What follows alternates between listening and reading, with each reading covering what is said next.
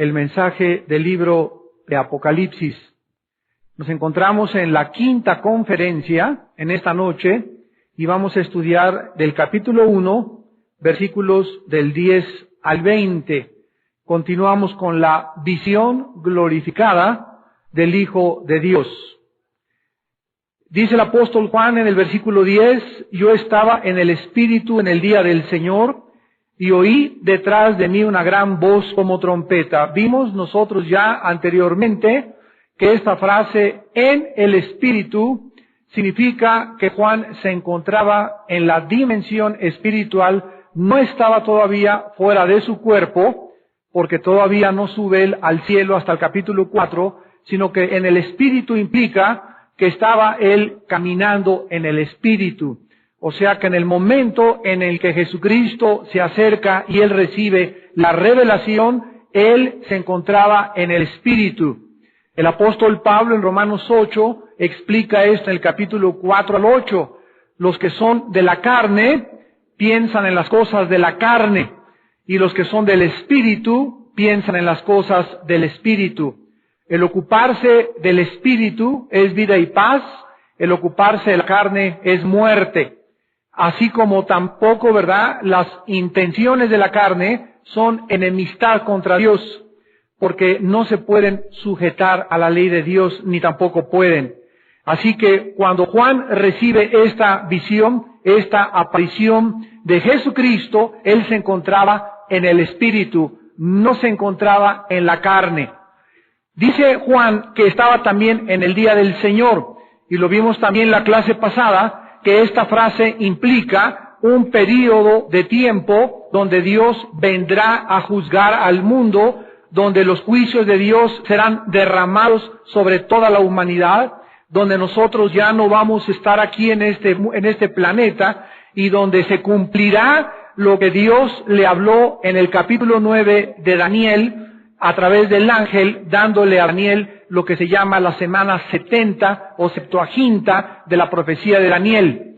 En Daniel 9, el ángel se le aparece y le dice, Daniel, 70 semanas están dadas a tu pueblo sobre la santa ciudad y a la nación de Israel, para que se termine la prevaricación, el pecado, se selle la profecía, se unja el santo de los santos, y todas estas profecías de Daniel 9, 24 al 27, no han tenido todavía su cumplimiento. Van a tener su cumplimiento precisamente desde el capítulo 4 al capítulo 19 del libro de Apocalipsis, en lo que se llama el período de la semana 70, o del juicio de Dios, o del día de Jehová, o del día del Señor en el Nuevo Testamento.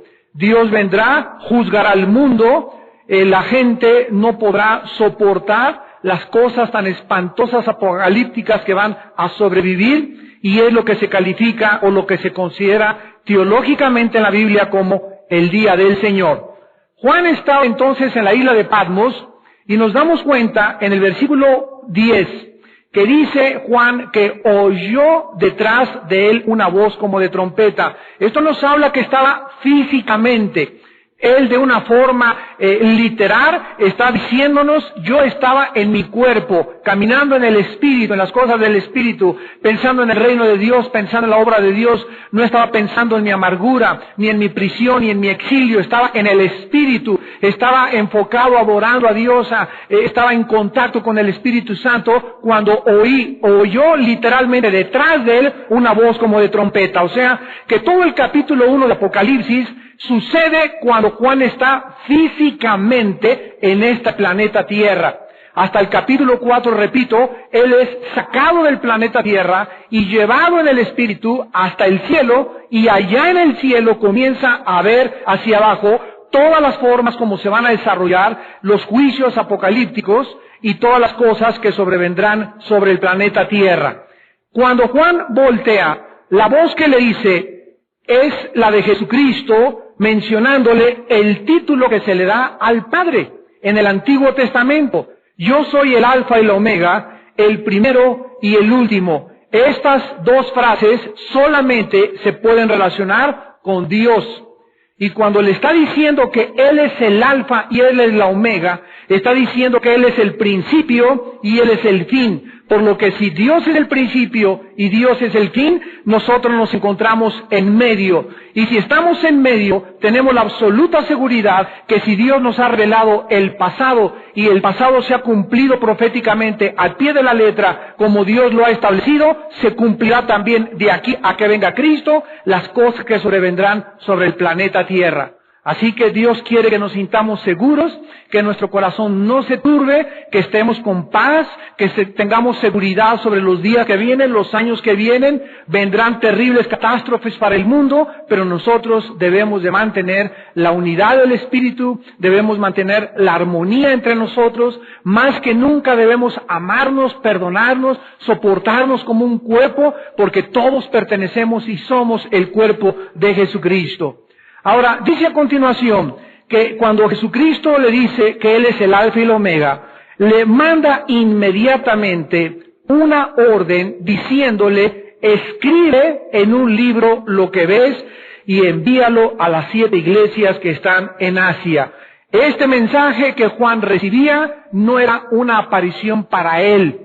No era una visión personal, no era un mensaje solamente para el apóstol Juan, sino para 7 iglesias que estaban repartidas y localizadas geográficamente en lo que actualmente se conoce como el Asia Menor. Y este mensaje que Jesucristo le da a Juan para que Juan lo escribiera y lo mandara a las 7 iglesias es con el propósito de que todas esas iglesias fueran fortalecidas en la fe y estuviesen preparadas en aquel tiempo para el día de su muerte y nosotros para la venida de Jesucristo. Como lo dijimos hace algunos días, es maravilloso saber que Jesucristo le manda a 5 iglesias la orden de arrepiéntanse. O sea que las últimas palabras del Hijo de Dios a la iglesia son de arrepentimiento. Otra iglesia, la Odisea, ni siquiera existe una palabra de aprobación para ellos. ¿Por qué está interesado Jesús en que nosotros, porque estos mensajes a las 7 iglesias se aplican a todas las iglesias de toda la historia y a la iglesia individual de cada uno de nosotros actualmente en el mundo? ¿Por qué está tan interesado Cristo en que nos arrepintamos? Porque si tú mueres el día de mañana o hoy en la noche, y tú te enfrentas a la eternidad para siempre y comienzas a entrar en aquel tiempo donde ya no hay oportunidad de regresar a tu cuerpo ni de arrepentirte, si tú pasas a la otra vida y si tú te mueres o yo me muero en pecado, o sin haber dado frutos, o sin haber glorificado y terminado la misión que Dios nos trajo en este mundo. O sea, si tú te mueres antes de tiempo y Dios te tiene que llevar a casa antes de tiempo porque abortaste por tu conducta, por tu rebelión, por tu apatía, la misión que Dios tenía para tu vida, en la eternidad jamás tendrás otra oportunidad de poder reponer lo que Dios te había permitido que tú hicieras en esta vida. O sea que si tú te mueres y tú tienes tus talentos enterrados, ¿se acuerdan de la historia de los talentos? El que enterró los talentos, si tú te mueres y Dios te llama a juicio a su presencia y tus talentos los enterraste, nunca explotaste tu talento musical, nunca explotaste tu voz para el Señor, tu don para predicar, tu don para enseñar, sino que por tus pecados bloqueaste la obra del Espíritu Santo y no te desarrollaste ni tu potencial creció como debió haber sido crecido, en la eternidad te vas a arrepentir.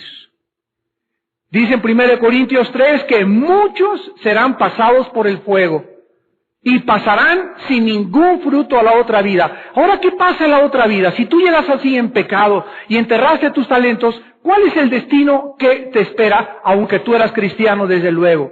El destino que te espera, la Biblia lo dice claramente. En la otra vida habrá posiciones, habrá tronos, habrá naciones. Otra vez el mundo se organizará como está ahorita en naciones. La Biblia habla de naciones organizadas con gobernantes, con el centro de las Naciones Unidas en la ciudad de Jerusalén, con David como el vicerregente junto con Jesucristo y todas las posiciones de autoridad en este mundo, en la Nueva Jerusalén y en las galaxias que tal vez algún día gobernemos, estarán en relación con tu fidelidad en esta vida.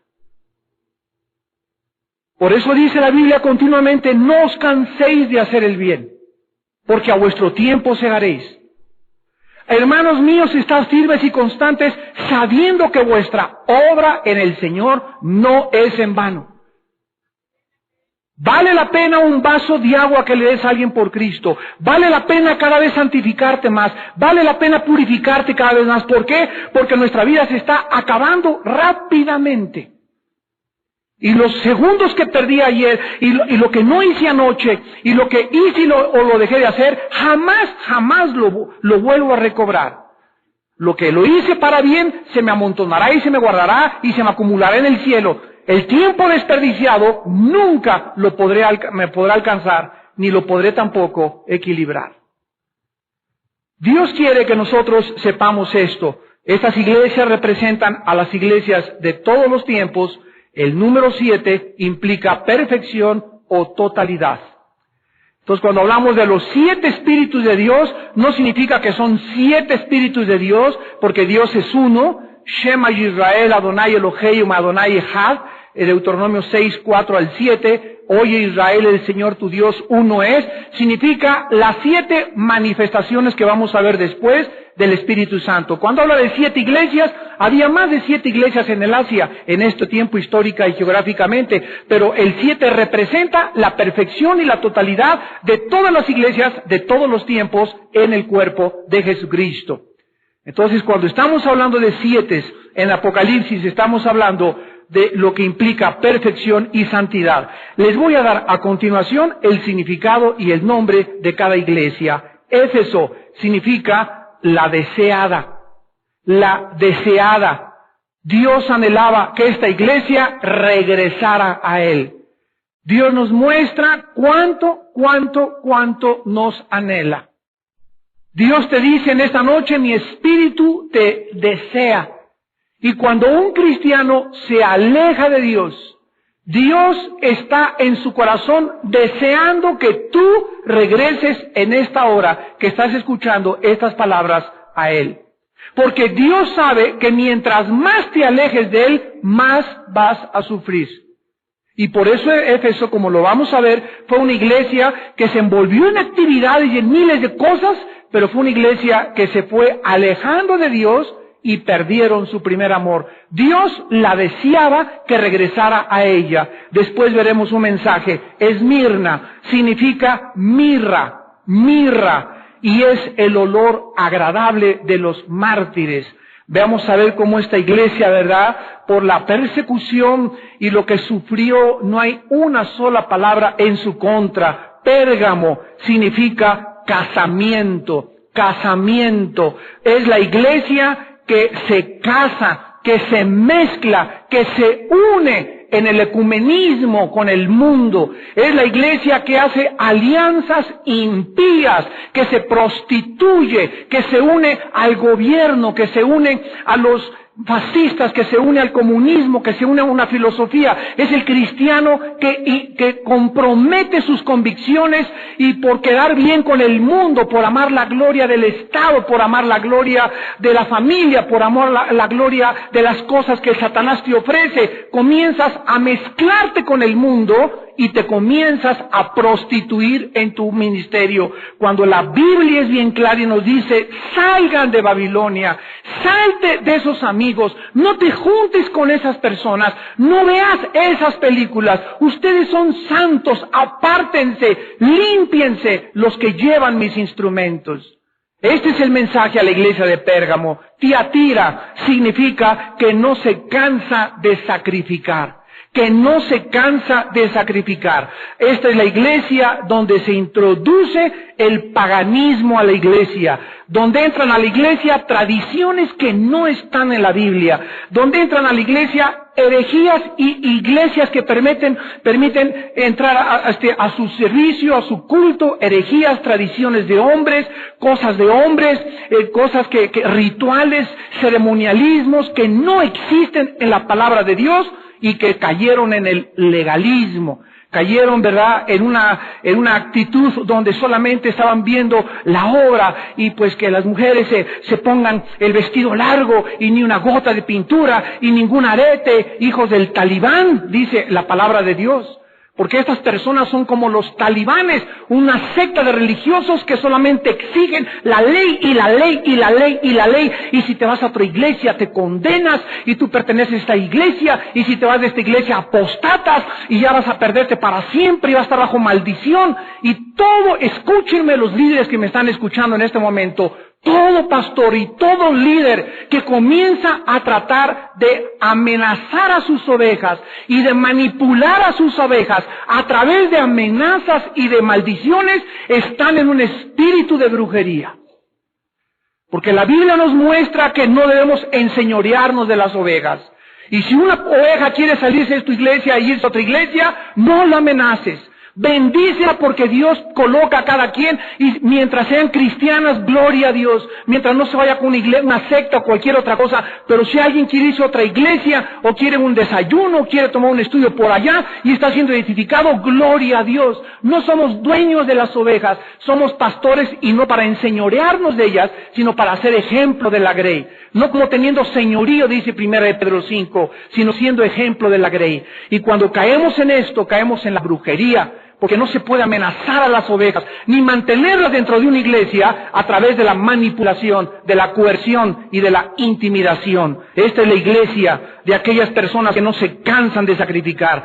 Sardis significa los que escapan, sardis. Este es el remanente fiel en iglesias muertas. En todas las iglesias en el mundo cristianas hay un grupo de cristianos que son fieles, son los que se van a escapar. En todas las iglesias que decimos, bueno, pues esta iglesia denominacional y estos líderes denominacionales, tengamos cuidado nunca de estar creyendo que aquí está la profecía y que aquí está la mejor iglesia y que nosotros tenemos la verdad, porque la verdad se encuentra en Jesucristo. La verdad se encuentra en la persona del Hijo de Dios. Y todas las iglesias, ya sea presbiterianas y ya sea las que están frías y ya sea denominacionales, todos nos necesitamos y esos pastores hay que orar por ellos y hay que bendecirlos y nunca aceptar esta posición de pues eso está mal y nosotros estamos bien. Debemos tener compasión unos por otros porque el Espíritu busca la unidad de nuestra vida. Y siempre en todas las iglesias hay un grupo de fieles, el remanente que Dios le llama y que se les titula como Sardis, los que escapan. Filadelfia significa amor fraternal. Filadelfia, amor fraternal. Esta es una iglesia que mantiene el amor entre los congregantes. Es una iglesia donde se mantienen calientitos, tibios. Es una iglesia donde unos a otros se preocupan. Es una iglesia donde la gente no llega a buscar a que me amen, a que me tengan misericordia. Es una iglesia donde la gente va a amar, a buscar a quien darle misericordia, a quien entregarse. Es una iglesia donde no esperan ser bendecidos. Es una iglesia que quiere bendecir a los demás. Esta es la iglesia de Filadelfia. En séptimo lugar, la iglesia de la Odisea significa juicio del pueblo. Juicio del pueblo. Esta es una iglesia tibia a punto de ser juzgada. Son iglesias gobernadas democráticamente y no teocráticamente. Son iglesias donde la familia Díaz puso el techo y la familia Pérez puso las paredes. Y ellos, la familia Pérez y la familia Díaz y la familia fulana de tal, ponen al pastor, le compran a un pastor, le pagan un pastor, le dicen lo que el pastor tiene que predicar y esas familias controlan la iglesia y cuidado chitón con que el pastor se les ponga el brinco porque lo quitan y ellos ponen el pastor que ellos quieren. Son iglesias gobernadas por familias y no por líderes espirituales. Y el gobierno democrático no es un gobierno bíblico. El gobierno de la iglesia no se gobierna como el PRD, como el PRI, como el PAN. El gobierno de la iglesia no la maneja el pueblo. No es un gobierno democrático donde las ovejas votan a quien queremos por pastor. Es un gobierno que a través de los líderes, el Espíritu Santo les habla y les muestra. Hechos 13, escógeme a Pablo y a Bernabé para la obra a lo que los he llamado. Cuando iglesias son las familias, las que controlan las iglesias, son iglesias de la Odisea, son iglesias nicolaitas, como más tarde la podremos examinar con detalle. Ahora, en el versículo 12 en adelante, viene la aparición de Jesús. Dice el versículo 12 el apóstol Juan, me volví para ver. En el versículo 10, oyó. En el versículo 12, vio. o sea, tanto oído como vista, el apóstol Juan estaba dentro de su cuerpo, física, literalmente. Se volvió para ver esa voz que hablaba, y lo primero que vio el apóstol Juan fue 7 candeleros de oro. 7 candeleros de oro. Y en medio de los 7 candeleros, a uno semejante al Hijo del Hombre, vestido de una ropa que llegaba hasta los pies, ceñido por el pecho con un cinto de oro. Su cabeza y sus cabellos eran blancos como blanca lana, como nieve, sus ojos como llama de fuego, sus pies semejantes al bronce bruñido, refulgente como en un horno, y su voz como estruendo de muchas aguas. Tenía en su diestra 7 estrellas, y de su boca salía una espada aguda de 2 filos. Su rostro era como el sol cuando resplandece en su fuerza. Y cuando le vi, dice Juan, caí como muerto a sus pies. Y él puso su diestra sobre mí diciéndome, no temas, yo soy el primero y el último. Vamos a continuación a analizar cada aspecto de la vestidura de Jesucristo y del aspecto que Él presenta, para ver que en cada aspecto que Jesús revela, en sus ojos, en su pelo, en su pecho, en su vestido, en sus pies, en su mano, está relacionado con cada mensaje de las 7 iglesias. Rápidamente, por ejemplo, en el capítulo 2 de Éfeso, de Apocalipsis, capítulo 2, escribe al ángel de la iglesia en Éfeso, el que tiene las 7 estrellas y anda en medio de los 7 candeleros de oro. O sea, a cada mensaje que Cristo le da a cada iglesia, se asocia una parte de la visión con que Juan lo vio glorificado. ¿Me van siguiendo? Entonces, cada aspecto que vamos ahorita a estudiar está relacionado con cada una de las iglesias. Por lo que cada aspecto de Cristo está asociado o con la reprobación o con la aprobación que Cristo le quiere dar a cada una de las iglesias. En primer lugar, dice la Biblia que el aspecto que Jesús tenía era semejante al Hijo del Hombre. Aquí Cristo, en medio de los 7 candeleros, es visto en el centro. Y su aspecto era como un hijo del hombre, o sea, como un ser humano. Número 1, ¿por qué Jesús está en el centro de los 7 candeleros? Vamos a ver que los 7 candeleros representan la iglesia, porque Jesucristo debe ser el centro de toda nuestra adoración, de todas nuestras actividades, de toda nuestra alabanza, de todo nuestro compromiso, de todo nuestro enamoramiento. Él es el todo en todo y sobre todos. Hace algún tiempo estaba yo en una conferencia y estaba alguna persona hablando acerca de el mover del Espíritu Santo. Y se atrevió a decir esta persona, pues es que el Espíritu Santo debemos de adorarlo y debemos de exaltarlo porque es el Espíritu Santo y debemos de concentrarnos en Él. Entonces agarré una tarjetita y le escribí, le dije, mi querido hermano, con todo el respeto que te mereces y en el amor de Jesús, en Colosenses capítulo 2 dice la Biblia, para que Cristo tenga en todo la preeminencia. En Apocalipsis Él se muestra como el centro de la iglesia y la Biblia dice en Juan 14 y en Juan 16 que cuando el Espíritu Santo viniera, el Espíritu Santo levantaría a Jesús. No Jesús al Espíritu Santo, sino el Espíritu Santo a Jesús. Por lo tanto, ni siquiera, escúchenme bien, el Espíritu Santo tiene la preeminencia que tiene Jesús. Al Padre le agradó que fuera el Hijo el que fuera levantado. El Espíritu Santo nos guía a nosotros a adorar a Jesús. Y cuando estamos en el Espíritu, Él nos va a guiar a darle al Hijo de Dios el poder, la gloria, la honra, la sabiduría y el imperio por los siglos de los siglos, para que siempre sea Jesús el centro de toda nuestra adoración. No el Espíritu Santo, el Hijo de Dios. Y tenemos nosotros que recibir y aceptar este orden de Dios. Gloria a Dios por el Espíritu Santo, sin Él no podríamos conocer, no podríamos ser guiados a la verdad, pero es un ministerio. Pero el Espíritu Santo, cuando guía a un cristiano, a una iglesia, a la adoración, siempre es para que sea la persona de Jesús la que sea exaltada. Y nunca, nunca, nunca Jesús comparte su gloria con ningún ser humano. Cuando algún predicador, alguna persona de la danza, de panderos, de trompetas, de banderas, edecán, seguridad, de cualquier ministerio quiere él destacar, inmediatamente Cristo lo va a aplastar. Y te va a humillar tarde o temprano, porque Dios no quiere que nadie destaque, ni que nadie sea la estrella del show, ni que nadie sea el que reciba la gloria, sino solo la persona de Jesús. Y debemos siempre mantener esto en nuestro corazón. Dice en segundo lugar que Él era semejante al Hijo del Hombre. Vean ustedes en el libro de Daniel, capítulo 7, versículo 13, que este término, el Hijo del Hombre, se le da también a Jesucristo, Daniel 7, versículo 13.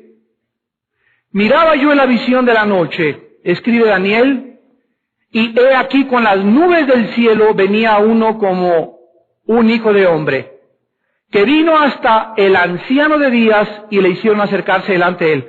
Lo que Daniel ve, 650 años antes de que Cristo muriera en la cruz. Daniel fue escrito 650 años antes de que Cristo muriera en la cruz. Lo que Daniel vio 650 años después es lo que Juan vio en Apocalipsis 5, cuando Dios tiene un libro en sus manos. Y vean ustedes que en Apocalipsis 4 y 5, esto es sorprendente, pero no se lo voy a decir todavía. En Apocalipsis 4 y 5, Cristo no se encuentra sentado a la diestra del Padre. Y lo puedes buscar como tú quieras. Antes de Apocalipsis dice la Biblia que cuando Jesús ascendió a los cielos, ¿qué cosa? Ascendió y se sentó a la diestra del Padre. Y vamos a Apocalipsis 4 y 5 y no está sentado a la diestra del Padre. Aparecen 24 tronos alrededor del Padre.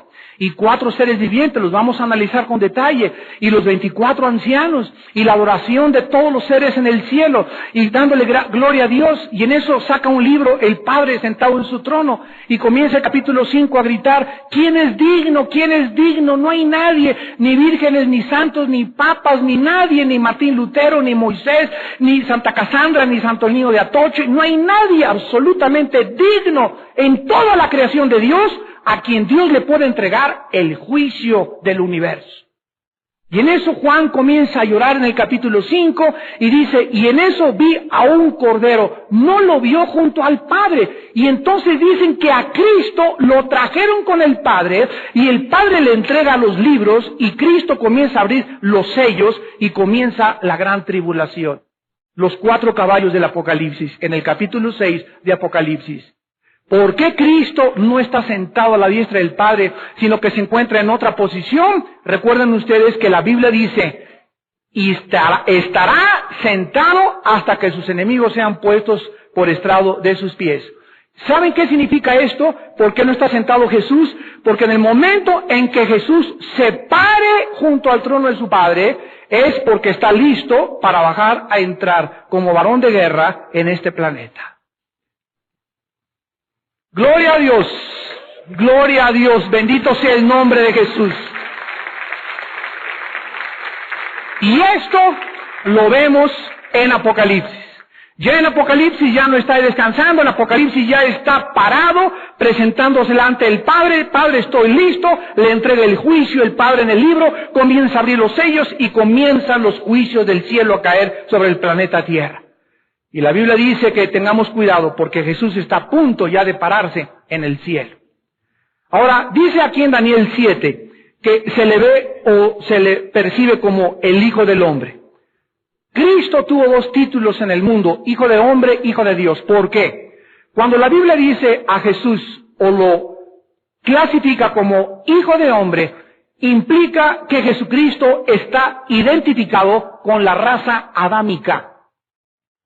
Jesucristo, el Hijo de Dios, tenía que entrar a una virgen y nacer, ser engendrado por el Espíritu Santo en la matriz de María, y nacer con un cuerpo humano, con una sangre pero no contaminada, con carne como tú y yo, con huesos, con nervios, tenía que crecer como un niño, le dieron papilla, le dieron Gerber, le dieron jamoncito picado, creció igualito a cualquier ser humano.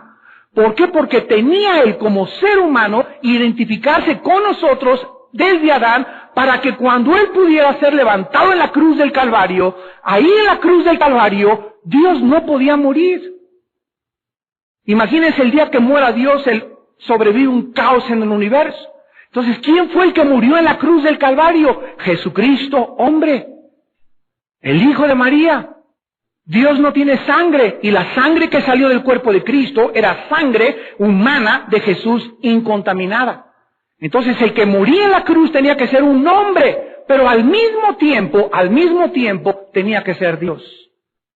Y como Jesús no podía morir, murió el hombre, y Dios pudo desde la cruz perdonarnos, porque es Dios el que nos puede perdonar. Si hubiera sido meramente un ser humano común y cualquiera, ese ser humano hubiera tenido primero que pagar por sus pecados y después por los de nosotros. Pero el momento en que Jesús muere en la cruz y llega el impecable, habiendo cumplido toda la justicia de la ley y de la Torah, Dios lo acepta como el sacrificio perfecto y la ofrenda, y con una ofrenda nos hace perfectos para siempre a los santificados.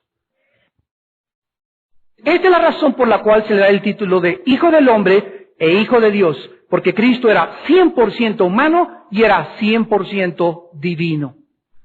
Ahora, dice la Biblia que la ropa que Jesús tenía, regresamos a Apocalipsis 1, era un vestido que llegaba hasta los pies. Si ustedes leen Éxodo 28:4, Éxodo 39:29, podremos descubrir que estas vestiduras, desde arriba hasta abajo, eran los vestidos típicos de los sacerdotes que ministraban en el tabernáculo, de los profetas, Zacarías 3:4, y de los reyes y de los príncipes, 1 Samuel 24, versículo 5 y versículo 12. Cuando Jesucristo es representado con esta ropa que le llega hasta los pies, está el Espíritu Santo mostrándonos que Jesucristo está representando los tres oficios a través de los cuales actualmente nos está ministrando. Jesucristo es Rey, Jesucristo es sacerdote y Jesucristo es profeta. En primer lugar, como profeta nos declara la palabra de Dios. La palabra profetizar no significa siempre hablar el futuro, sino hablar de acuerdo a lo que está escrito en la palabra. Si yo tomo ahorita la palabra y les digo gracia y paz sean ustedes de Jesucristo, les estoy, ¿qué cosa? Profetizando, porque les estoy hablando los oráculos de Dios. Jesucristo bajó del cielo y dijo, mis palabras que yo les hablo no son palabras comunes y corrientes. Mis palabras llevan el poder del Espíritu de mi Padre.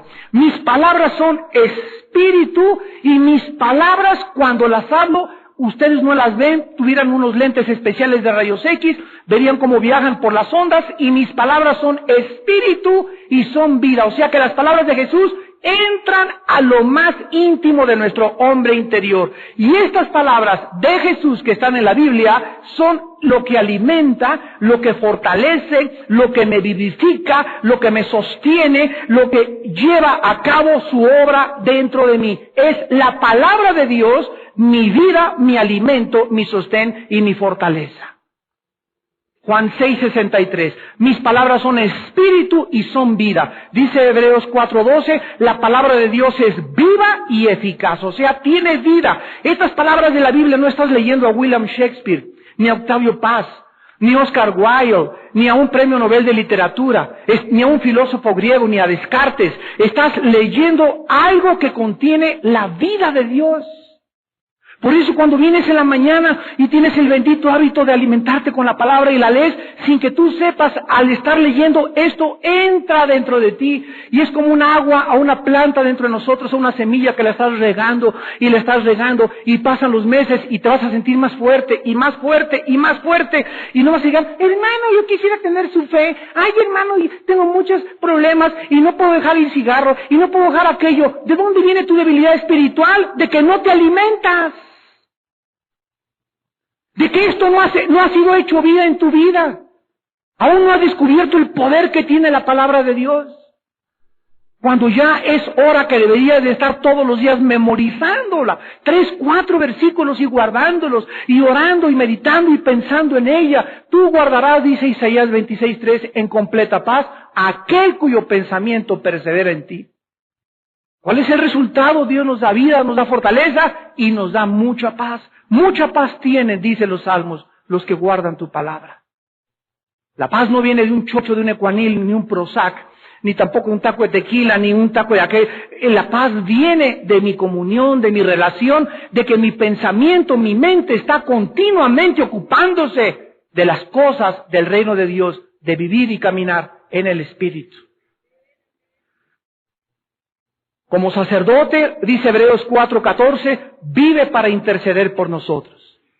Llega Cristo y le dice a Pedro, Pedro, Satanás ha pedido permiso para zarandearte como al trigo. Te va a dar una revolcada tremenda. Pedro no sabía ni de qué está hablando Jesús. Pero yo he pedido, yo he rogado que tu fe no falte. Nunca Jesús vino con Judas y le dijo, Juditas, Satanás se te va a meter hasta los juanetes. Pero yo he pedido por ti. ¿Por qué Jesús viene con Pedro y le dice, viene a atacarte el diablo, y a Judas no le dice nada? Porque Judas es calificado en Juan 17 como el hijo de perdición. Judas nunca fue salvo. Judas no perdió la salvación, nunca tuvo la salvación. Anduvo con Cristo, desayunó con Cristo, caminó con Cristo, cenó con Cristo, viajó con Cristo, y nunca tuvo la salvación ni la vida eterna, y nunca quiso entregarle su vida ni su corazón a Jesús. Pero aquellos que le han entregado su vida a Jesucristo, Él nos promete, como lo hizo con Pedro, que aunque el diablo venga como un río, Dios levantará bandera desde el cielo contra él, y ninguna arma forjada contra mí prosperará, y él será siempre mi escudo, y cuando caiga desanimado, y cuando esté desconsolado, y cuando ya no tenga ganas de vivir, Dios actuará, y me levantará como las águilas, y me dará nuevas fuerzas para que siga viviendo para él, porque soy su hijo.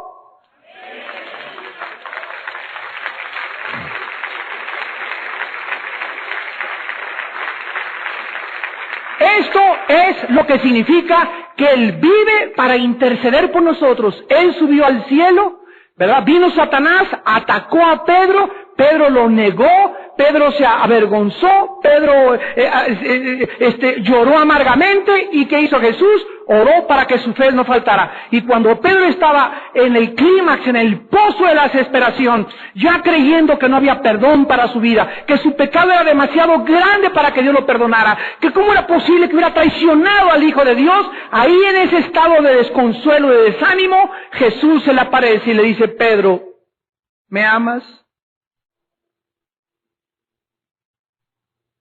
¿Me amas? Pedro, sí, Señor, ¿cómo no te voy a amar? Apacienta mis ovejas. Pedro, ¿me amas? Señor, sí te amo, apacienta mis ovejas. Pedro, ¿me amas? Sí, Señor, apacienta mis ovejas.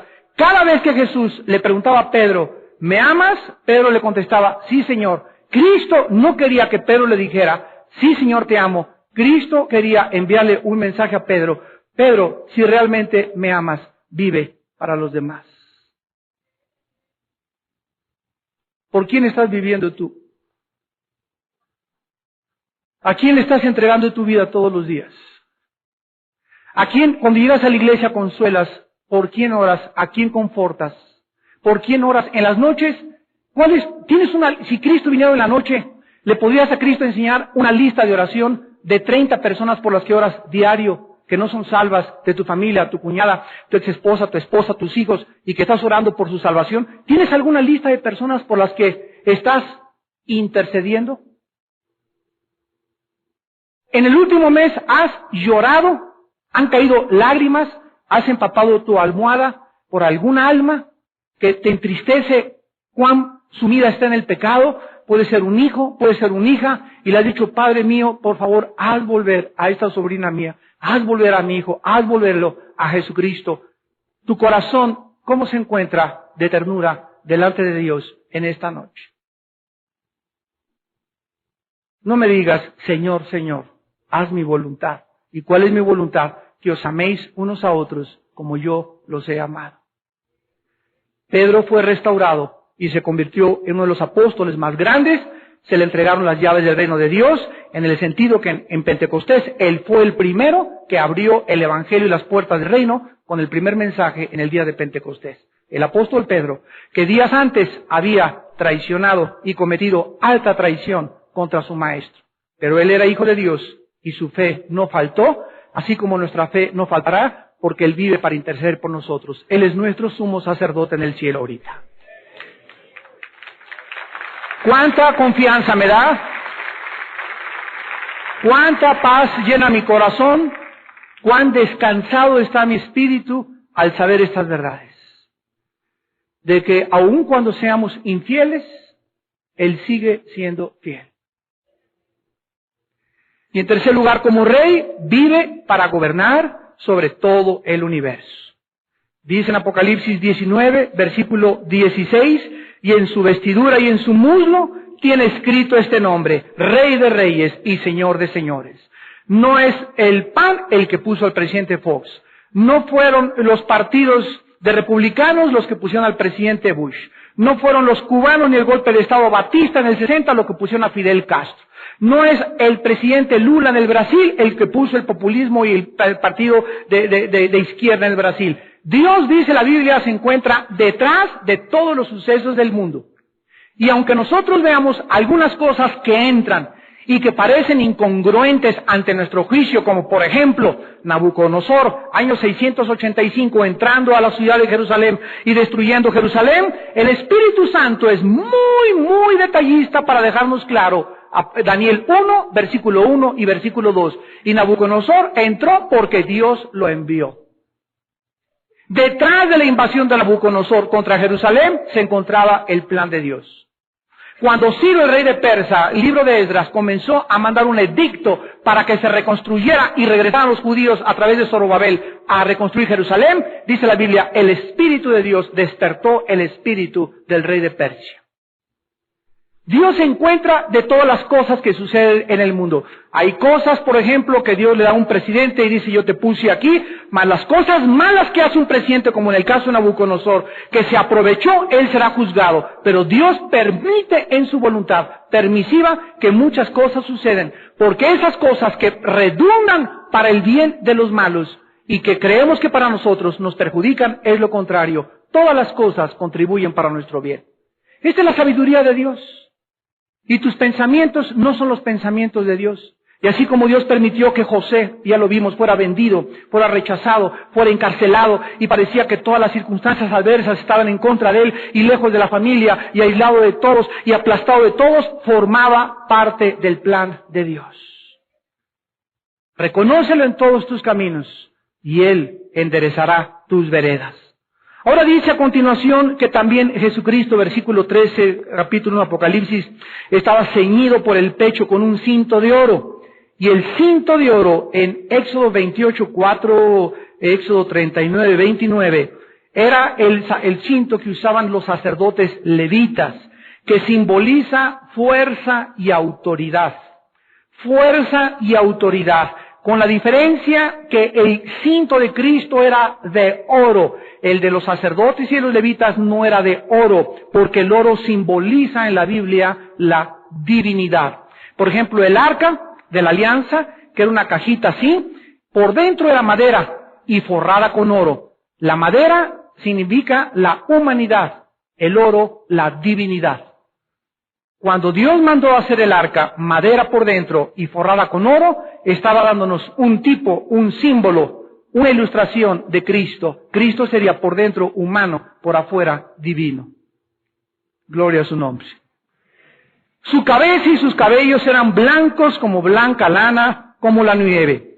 Regresamos otra vez a la visión de Daniel en el capítulo 7, ahora en el versículo 9. Y dice la Biblia en Daniel 7, 9, estuve mirando y fueron puestos tronos. Daniel, hermanos, está viendo Apocalipsis 20. Hay cantidad de visiones en el libro de Daniel que tienen su paralelo en el libro de Apocalipsis, con la diferencia que Daniel los ve antes que el apóstol Juan, con 650 años de anticipación que el apóstol Juan. Estos tronos que Daniel está viendo en Daniel 7:9 son los de Apocalipsis 20, del 2 al 4. Y dice que se sentó un anciano de días, escucha, cuyo vestido era blanco como la nieve, el pelo de su cabeza como lana limpia, su trono llama de fuego y las ruedas del mismo fuego ardiente. El aspecto de Cristo con su pelo blanco como la nieve es el aspecto del Padre en el libro de Daniel.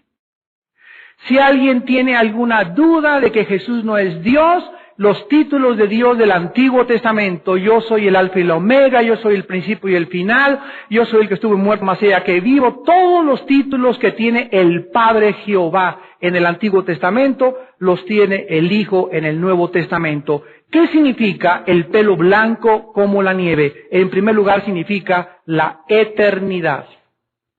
Ustedes saben que el pelo blanco le comienza a salir a los seres humanos, ¿verdad?, cuando ya comienzan a tener una edad avanzada. Es símbolo del tiempo que pasa. Cuando cuando el Espíritu Santo retrata a Dios, el Padre, en Daniel, como el anciano de días, y tenemos una canción que se llama El anciano de días, ¿verdad?, que la cantamos, implica la eternidad de Dios. Dios no está sujeto al tiempo y al espacio en el cual nosotros vivimos.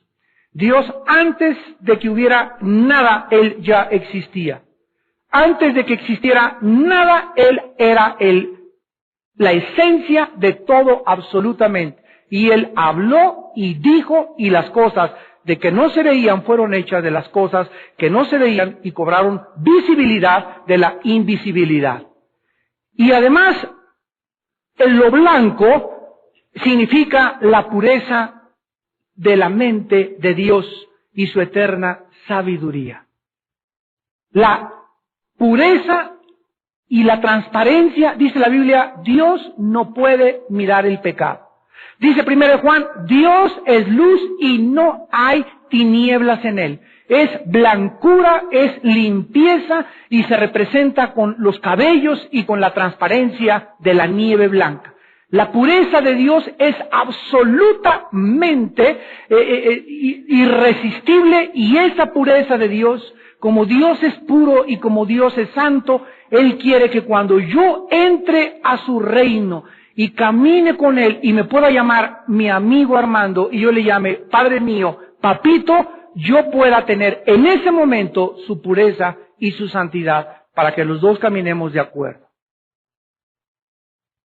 Tú no puedes caminar con Dios sin pureza, sobre todo en el área sexual. No puedes, porque Dios es puro y Él anhela que nosotros haya pureza sexual. Que seamos limpios en nuestros pensamientos. Que veas a una muchacha como si fuera tu hija, que veas a una mujer guapa como si fuera tu hermana, que fueras a una mujer grande como si fuera tu madre, que tus pensamientos sean puros y que comiences a sacar toda esa mugre y esa basura que el mundo nos bombardea para que podamos tener a las mujeres como un objeto y no como cosas dignas y mujeres que Dios ha hecho coheredoras de nosotros en la gracia de Dios. Ay de aquellos que tengan pensamientos impuros con las mujeres, o que vean a una mujer que no es su esposa, o a una muchacha que es tu novia con pensamientos impuros con el propósito de tener relaciones con ella. Porque el amor es sufrido, el amor no hace nada indebido, el amor no busca lo suyo, el amor es puro como Dios es puro.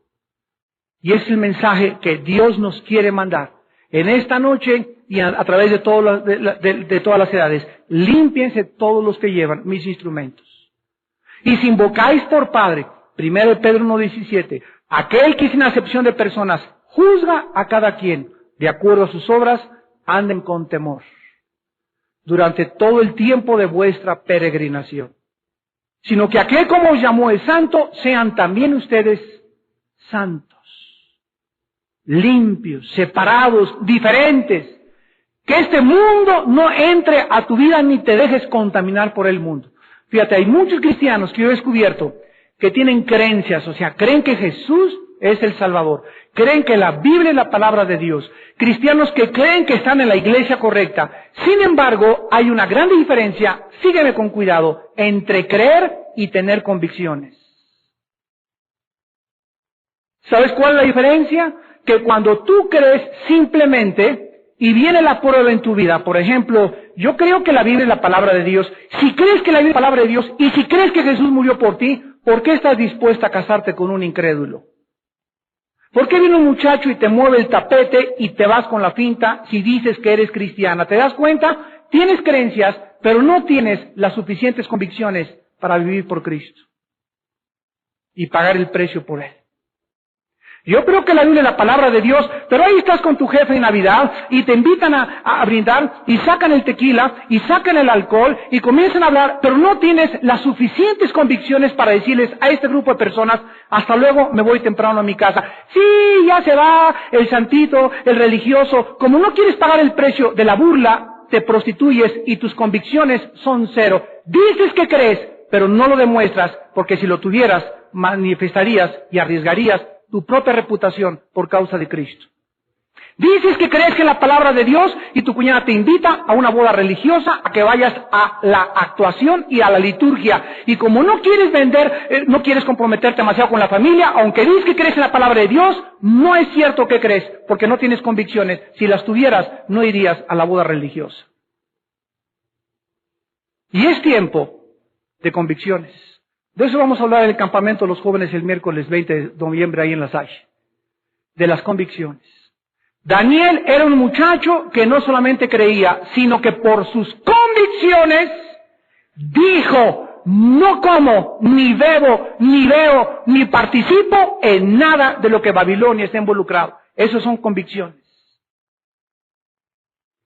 Hasta que tú no manifiestas lo que crees, arriesgando tu reputación, arriesgando tu dinero, arriesgando tu gloria, arriesgando una posición, arriesgando la burla, no es cierto que crees. Es la creencia y la fe de los demonios, de Santiago 2. Los demonios también creen y tiemblan, pero no hacen la voluntad de Dios. ¿Te das cuenta?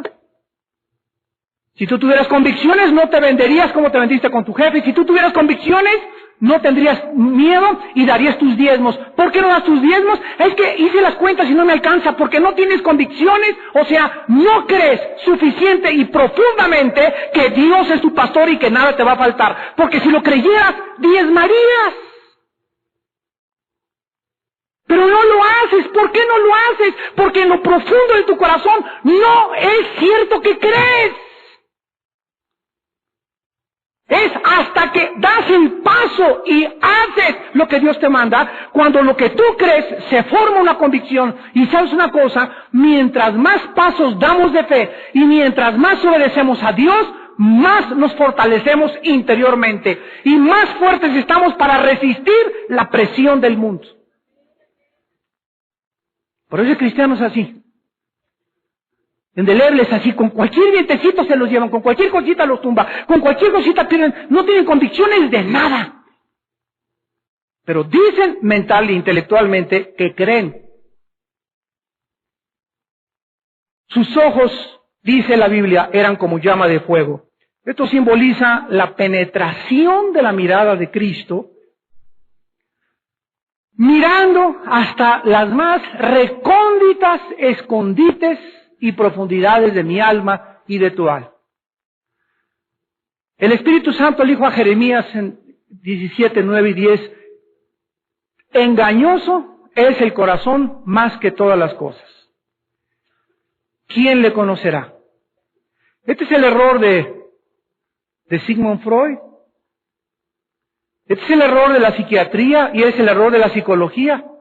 Cuando Sigmund Freud pisó los terrenos que le pertenecen a los consejeros cristianos y a los pastores cristianos, y la psicología entró dentro de la arena académica, pseudocientífica, a tratar de usurpar la consejería bíblica, el mundo se volteó y creyó y aceptó la idea de que una persona con problemas mentales y conducta normal tiene su raíz en un problema en la mente, en la psique. Y la Biblia, hace 2000 años, 1 Corintios 2, del 10 en adelante, ya nos decía, ¿quién de los hombres conoce las cosas del hombre, sino el espíritu del hombre que está dentro de él? La Biblia nos muestra que el problema de un ser humano que tiene una conducta normal, que tiene problemas mentales, que de acuerdo a muchas personas no es normal comparado con la normalidad de los demás, su problema no es mental, y no el psiquiatra ni el psicólogo, su problema es espiritual. Trasciende, va mucho más allá el problema humano que la mente. Entonces un psicólogo y un psiquiatra, si no está lleno del Espíritu Santo y no es la Biblia la que usa en su consejería, te puede destruir todavía aún más. ¿Por qué? Porque la única forma en la que un psicólogo y un psiquiatra no cristiano tratan a las gentes, la única terapia que tienen son pastillas tranquilizantes. No hay otra forma de manejar a un neurótico, un maniático depresivo, un psicótico, un psicópata, a un esquizofrénico, más que con chochos. Al ratito hasta un trago de tequila le van a dar ya para que lo deje molestar al psiquiatra. El problema es espiritual. Y cuando en el espíritu hay pecado, una persona con problemas mentales, una persona con problemas anormales, tiene un problema de cosas no resueltas de su pasado, que los pecados lo han alcanzado. Tus pecados te alcanzan a los 30, a los 40 años y comienzas a desvariar a los 45. ¿Por qué? Porque nunca quisiste hacer la paz con Dios. Nunca quisiste someterte a sus mandamientos. Nunca quisiste aceptar la dirección del Espíritu Santo. Entonces es lógico que tu mente comience a trastornarse y a deliberar por diferentes cosas y a las 2 de la mañana huyas como coyote ya.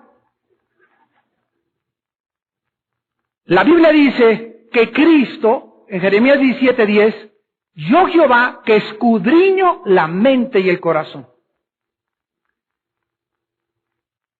Esta noche podemos llegar, hincarnos junto a nuestra cama y decirle a Jesús, Jesús, aquí mi esposita que tengo a mi lado, mi esposito que tengo a mi lado, nunca, aunque pase 100 años con ella o con él, lo voy a acabar de conocer. Nunca entre nosotros nos acabaremos de conocer. Hay personas que en Estados Unidos y aquí en México que le traen a sus hijos a la señora Pompidou. ¿Qué cree señora Pompidou? Que su chamaquito de 17 años hizo mi pichililín, es incapaz de esas cosas, es capaz de eso y demás. El concepto que tenemos nosotros de la gente, mira, si tú ves una foto de Bin Laden, tiene una cara de borreguito a medio morir. Mira, podría ser la ilustración de Santo Tomás. No es cualquiera diría, el terrorista más grande del mundo. Una mirada así. No, tiene una mirada así de gurú, ¿verdad? Así de una aparente paz y camina así tranquilo, ¿verdad? Y con su riflito y ti.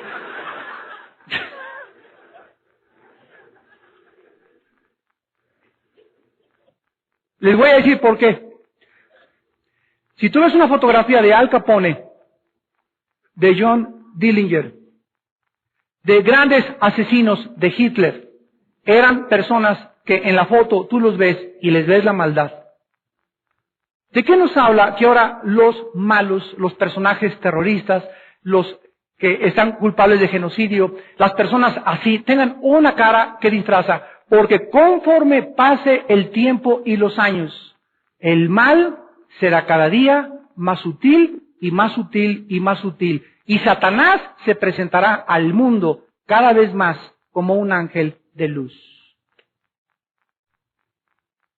¿Qué les quiero decir? Que mientras pasen los años, será cada día más difícil discernir quiénes son los buenos y quiénes son los malos. Y si no, vean ustedes las noticias y vean ustedes los periódicos todos los días.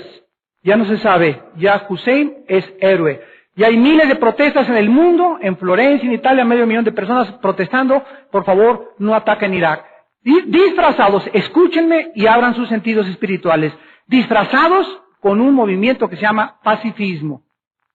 El pacifismo no es bíblico. ¿Cuál es el problema de las millones de personas que desfilan en la calle diciendo que demandan la paz y que no ataquen? El problema es que esas personas no saben que desgraciadamente para que haya paz se tiene que usar la fuerza. Es un mundo de inmaduros y de seres humanos que creen, no ataquen Irak, a que vamos a guardar las armeditas, las pistolitas y nadie, todos en casita. Y aquel se sigue armando y va a desatar una tercera guerra mundial en el Medio Oriente. Y la única forma de evitar eso es ir y quitarle las armas y quitarle todo el poder que tiene biológico y químico. Pero la única forma de hacerlo es por la fuerza. ¿Por qué? Por el pecado. Entonces es una utopía social el creer que no hay guerra y empiezan luego, ¿se acuerdan los 60? Las canciones de Bob Dylan, de John Baez y los Beatles y todos abogando por la paz y el mundo y por favor no se peleen, pero carrujotes de marihuana que se metían. Y no vayan a atacar Vietnam y fuera de Vietnam, pero vivían en comunidades y ya no sabían los niños que crecían en los 60 de quién era el papá y quién era la mamá. La juventud que se rebeló y protestó contra los adultos en esa época cometieron 5 veces errores más profundos que los adultos que estaban criticando. ¿Por qué? Por la ignorancia de este libro que se llama la Biblia. Mientras haya pecado, tiene que haber guerras. Y mientras hay guerras, estas guerras tienen que traer la justicia y la paz. Dice la Biblia, justificados por la fe, tenemos paz. Para que haya paz, tiene que haber justicia. Y la única forma de que haya justicia en el mundo injusto en que vivimos es a través del uso de la fuerza. No se puede por las buenas tratar con terroristas, con criminales, con secuestradores. Se tiene que aplicar la fuerza y el uso de la policía y de los ejércitos. Y la gente, ignorando esto, en una utopía falsa, viven y protestando. Peace and love. No ataquen Irak. Los ojos de Cristo nos redarguyen y nos muestran lo profundo de nuestro corazón. Sus pies como el bronce bruñido, refulgente como un horno. El bronce en la Biblia, Levítico 26:19. Deuteronomio 28:15, es el símbolo del juicio de Dios.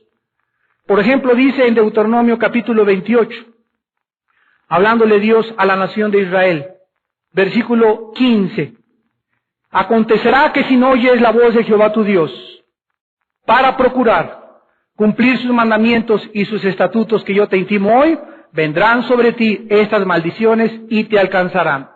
Versículo Deuteronomio capítulo 28, versículo 23.